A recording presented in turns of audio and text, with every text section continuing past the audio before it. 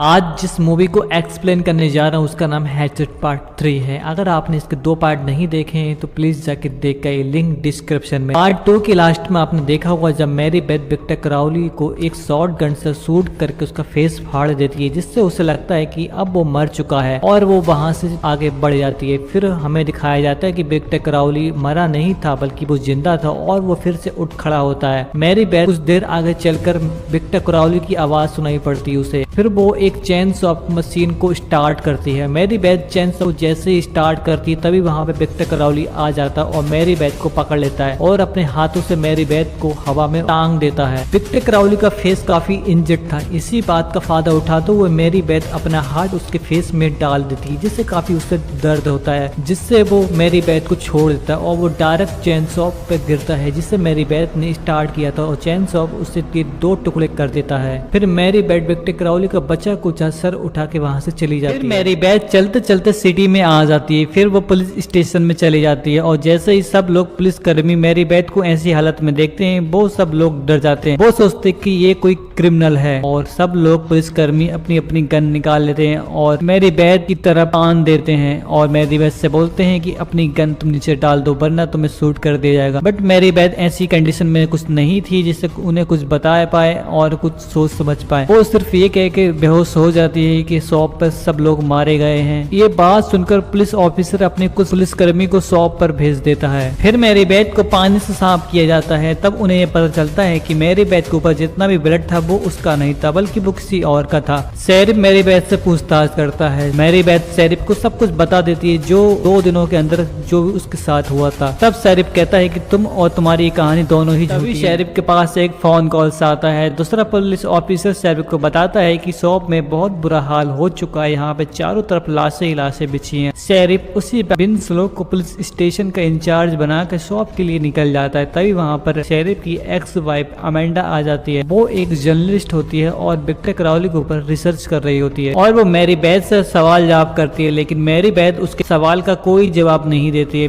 फिर Amanda Mary Beth से कहती है कि इतने सारे लोगों के मर्डर केस में तुम्हें फांसी भी हो सकती है, अगर तुम मेरी हेल्प करती है, अगर तुम मेरे सवाल का जवाब देती हो तो शायद मैं तुम्हारी जान बचा सकती हूँ। फिर मैरी बेथ अमेंडा को सब कुछ बता देती है और वो ये भी कहती है कि विक्टर क्राउली को उसने मार डाला है। फिर अमेंडा मैरी बेथ से कहती है पैरानॉर्मल वर्ल्ड में विक्टर क्राउली जैसे भूत को रिपीटर्स कहते हैं जिन्हें कभी मारा नहीं जा सकता और चाहे जो भी हो जाए वो दोबारा जिंदा हो जाएगा। लेकिन मैरी बेथ श्योर थी कि उसने विक्टर क्राउली को मार डाला है। दूसरी तरफ शॉप पर मेडिकल टीम पहुंच जाती है और वो लोग सब लोगों की लाशों को इकट्ठा कर रहे होते हैं और वहीं पर उन लोगों को विक्टर क्राउली की डेड बॉडी मिल जाती है और वो लोग इकट्ठा करके एम्बुलेंस में ले जाते हैं। फिर वहां पर बहुत रात हो जाती है। रैंडी एम्बुलेंस में बैठकर अपना काम कर रहा होता है, तभी उसे कुछ आवाज सुनाई पड़ती है। जैसे ही वो अपना फेस घुमाता है तभी वहां पर विक्टर क्राउली डिफिब्रिलेटर मशीन से उसके फेस पर शॉक दे देता है, जिसकी वजह से उसका फेस फट जाता है और उसकी मौत वहीं पे हो जाती है। ये शोर शराबा सुनकर वहां पे एक पुलिस ऑफिसर चेक करने के लिए आता है। फिर विक्टर क्राउली एम्बुलेंस से बाहर निकलता है, उसकी तरफ बढ़ता है और वो अपनी गन विक्टर क्राउली के ऊपर खाली कर देता है, जिससे विक्टर क्राउली नीचे गिर जाता है। फिर वो सोचता है कि शायद वो अब तक मर गया हुआ। फिर विक्टर क्राउली उठ खड़ा हो जाता है। फिर वो पुलिस ऑफिसर विंसलो से कांटेक्ट करता है, लेकिन इससे पहले वो कुछ बता पाता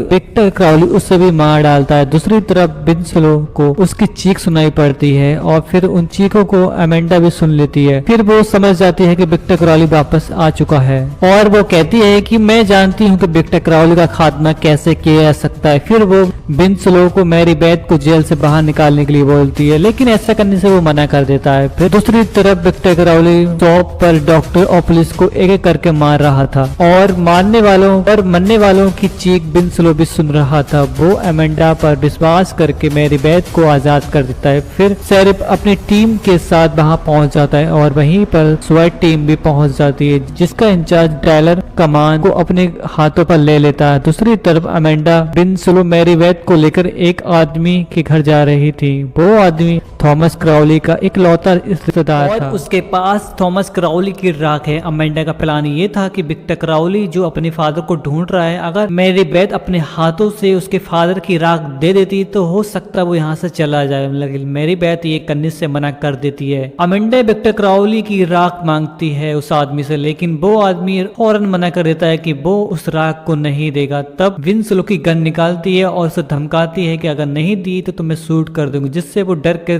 उस राख को उसे दे देता है और वो राख लेते ही वो लोग वहां से भाग जाते हैं। और दूसरी तरफ टीम जगहों पर चेक कर रही होती है कि विक्टर क्राउली यहाँ पे तो नहीं है, और उनके बहुत सारे सामने डेड बॉडी आती हैं जो बहुत ही बुरी तरीके से मारी। तभी झाड़ियों में से कोई निकल के आता है और अब की बार कोई और नहीं बल्कि एंड्रयू होता है, जो किसी तरह बच गया था। वो कहता है कि विक्टर क्राउली ने सबको मार डाला है और हमें यहाँ से जल्दी से जान बचाकर निकलना होगा। उसकी ये बात सुनकर शेरिफ मिलिट्री को कॉल करता है, लेकिन डायलर उस रेडियो तोड़ देता है। वो कहता है कि मैं अकेले ही विक्टर क्राउली को मार डालूंगा। और अचानक से झाड़ियों में से किसी की मूवमेंट दिखाई पड़ता है। तब लोग सब फायरिंग अंधाधुंध करने लग जाते हैं। फायरिंग के बाद जब डायलर चेक करने के लिए जाता है, वो देखता है कि किसी जंगली जानवर का एक छोटा बच्चा होता है। तभी वहां पे विक्टर क्राउली की अचानक से आवाज सुनाई पड़ती है और सब लोग पीछे खिसकने लगते हैं। वो सब लोग विक्टर क्राउली के घर तक पहुंच जाते हैं। तभी एक साइड से विक्टर क्राउली निकलता है और एक ऑफिसर को पकड़ कर मार देता है, और दूसरी तरफ पुलिस को रस्सी से हुक में फंसाकर अपनी तरफ खींचने लगता है। इसके बदले में सब लोग विक्टर क्राउली के घर पर फायरिंग करते हैं, लेकिन फिर भी वो अपनी तरफ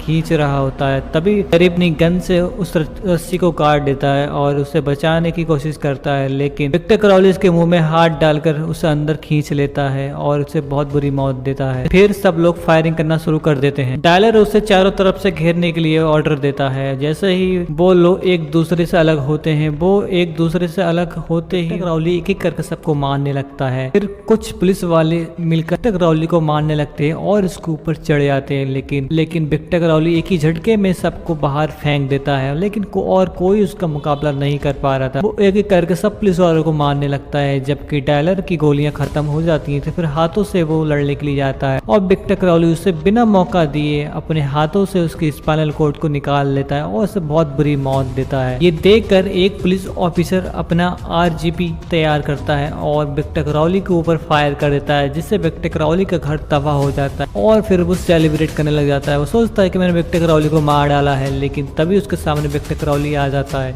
और उसके पैर उखेड़ कर बहुत बुरी मौत देता है। तब मौके का फायदा उठाकर एंड्रयू, शेरिफ और निकाल एम्बुलेंस में जाकर छुप जाते हैं। फिर शेरिफ मिलिट्री को फोन करके वहां बुलाने की कोशिश करता है, लेकिन कोई फायदा नहीं होता। तब तक विक्टर क्राउली बेल जेटर मशीन लेके आता है और एम्बुलेंस को काटने लगता है और एक बड़ा छेद कर देता है उसमें। एंड्रयू के आगे एक हथौड़ा पड़ा होता है और जब उसे उठाने की कोशिश करता है तब विक्टर क्राउली उसके हाथ को पकड़ लेता है। निकाल्डा विक्टर क्राउली के हाथों पर वार करती है, जिस एंड्रयू को वो छोड़ देता है और अमांडा विंसलो के साथ विक्टर क्राउली घर तक पहुंच जाती है और उसे जोर जोर से आवाज लेके बुलाती है। ये आवाज सुनकर शेरिफ समझता है कि उसकी एक्स वाइफ आ गई है और उसे बुलाने के लिए वो बाहर निकलता है। इतने में विक्टर क्राउली उसे पकड़ लेता है और उसकी गर्दन को काट देता है, उसे बहुत बुरी मौत देता है। शेरिफ की गन निकाल्डा के सामने पड़ी होती है। वो सोचते है कि ये गन बहुत आसानी से उठा सकती है, ऐसा करने की कोशिश करती है। तब विक्टर क्राउली उसे ही पकड़ लेता है, मगर इस बार एंड्रयू उसकी कोई मदद नहीं करता, उसे मरता हुआ छोड़ देता है और अमांडा उसे बुलाते बुलाते उसके पास विक्टर क्राउली आ जाता है। तब